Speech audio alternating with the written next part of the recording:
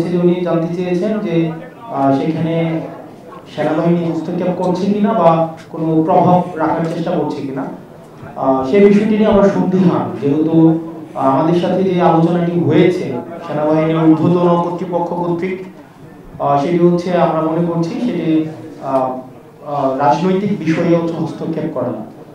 চলো রাজনীতিবিদরাই নির্ধারণ করবে রাজনীতির ঘটনা প্রবাহ বা চলমান যা কিছুই পরবর্তী রাজনীতি কোন দিকে যাবে সেটি রাজনীতিবিদদের হাতেই থাকা উচিত। তো সেই জায়গায় আমরা সন্দিহান বলেই হচ্ছে আজকে গতকাল আমার স্ট্যান্ডটি নিতে হয়েছে। আর যেটি বলেছেন যে 5ই আগস্টের পরে আমাদের ইনফর্মাল আমাদের সাথে সেনাবাহিনীর বিভিন্ন জায়গায় বিভিন্ন প্রোগ্রামে আমাদের দেখা সাক্ষাৎ হয়েছে। আর 11 তারিখের যে মিটিং সেটির প্রেক্ষাপট ভিন্ন ছিল। সেখানে অপর প্রান্তে ঊর্ধ্বতন কর্তৃপক্ষ উপস্থিত ছিলেন এবং সেখানে স্ট্যাটাসে আমি ডিসক্লোজ করেছি, আমি আমার স্ট্যাটাসেই হচ্ছে আমি ডিসক্লোজ করেছি যে ওখানে সবকিছুই হচ্ছে উপস্থাপন করা হয়েছে। সেখানে বিষয়টি হচ্ছে যে আমরা এই বিষয়ে আলোচনা বিভিন্ন ল অ্যান্ড অর্ডার, আপনারা জানেন যে বর্তমানে ম্যাজিস্ট্রেসি পাওয়ার দেওয়া হয়েছে সেনাবাহিনীকে, ল অ্যান্ড অর্ডার সিচুয়েশন নিয়ে আমাদের মধ্যে অনেক প্রশ্ন রয়েছে। তো এইসব বিষয়গুলো নিয়ে কথা বলার জন্য হচ্ছে আমাদেরকে আহ্বান জানানো হয়েছিল।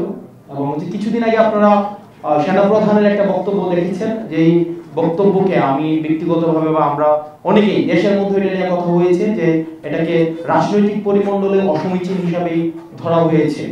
যে অন্তর্বর্তীকালীন সরকার প্রধানকে যেভাবে অ্যাড্রেস করা হয়েছে, যেভাবে অন্তর্বর্তী এই ইনক্লুসিভ যেই নির্বাচনের দিকে নির্বাচনের ইঙ্গিত করা হয়েছে আওয়ামী লীগ সহ, তো সার্বিক বিষয়ে যখন আলোচনার কথা বলা হয়েছে তখন গিয়েছিলাম, তো এই বিষয়গুলো আলোচনা করা হয়েছে। আমার স্ট্যাটাসে সব বিষয় হচ্ছে একদম মানে স্ট্রেইট ফরওয়ার্ড, সেখানে হচ্ছে স্পষ্ট করা হয়েছে। আর এখানে যেটা বলছেন যে আমি কোনো নিরাপত্তার ঝুঁকি অনুভব করছি কিনা, দেখেন 5ই আগস্টের পূর্বে আমরা জনগণকে, ছাত্র নাগরিককে সাথে নিয়ে হচ্ছে আমরা আন্দোলন করেছি। ফেসিবাদ বিরোধী একটা তখন একটা শক্তি ছিল, এজেন্সি ছিল, রাষ্ট্রপক্ষ আমাদের বিরুদ্ধে ছিল। তো তখন আমাদের লড়াই তো আমরা বারবার বলছি আমাদের লড়াই এখনো অব্যাহত রয়েছে। সুতরাং এই বিষয়গুলোকে আমরা যতক্ষণ পর্যন্ত ছাত্র নাগরিক এবং এই ফেসিবাদ বিরোধী ক্রিয়াশীল রাজনৈতিক দলগুলো আমরা ঐক্যবদ্ধ রয়েছি ততক্ষণ পর্যন্ত আমি কোনো নিরাপত্তার ঝুঁকি বা এইসব আমি বোধ করছি না। ধন্যবাদ। সেনাবাহিনীর বক্তব্য আমি তো সেখানে হচ্ছে আমি মানে আমার ডিরেক্ট স্পিচ সেখানে কোটেশন দেওয়া ছিল, একদম ডিসক্লোজ তো ওখানে করা হয়েছে, একদম ডিরেক্ট স্পিচ আছে যে এখানে যে আমাদের কনভারসেশনটা কি হয়েছে, ওর পাশ থেকে কি আসছে, আমাদের পাশ থেকে কি হয়েছে। সেনাবাহিনী কি কমিটেড কিনা শেখ হাসিনার কাছে যে না সেটা ওই মানে অপর পক্ষ বলতে পারবে। আসলে আপনি যে পোস্টে লিখেছেন সেই পোস্টের সত্যতা যাচাই করার জন্য সেক্ষেত্রে আপনার ঠিক কার সাথে কথা হয়েছে সেটা কি আমাদেরকে জানানো যাবে? আপনারা হচ্ছে আমি তো ওখানে ক্যান্টনমেন্ট উল্লেখ করেছি, তো আপনারা কথা বলতে পারেন সেটা। এবং আমরা বলেছি যে এক্ষেত্রে দেখেন 5ই আগস্টের পরে আওয়ামী লীগ পুনর্বাসনে আওয়ামী লীগ একটা বারবার আমরা বলছি যে এই দলটা এখনো পর্যন্ত কোন জায়গায় আপনারা দেখছেন রিগ্রেট ফিল করছে কোথাও অপরাধের ওই যে একটা গণহত্যা চালাইছে, এটা তো অপরাধ স্বীকার করে নাই।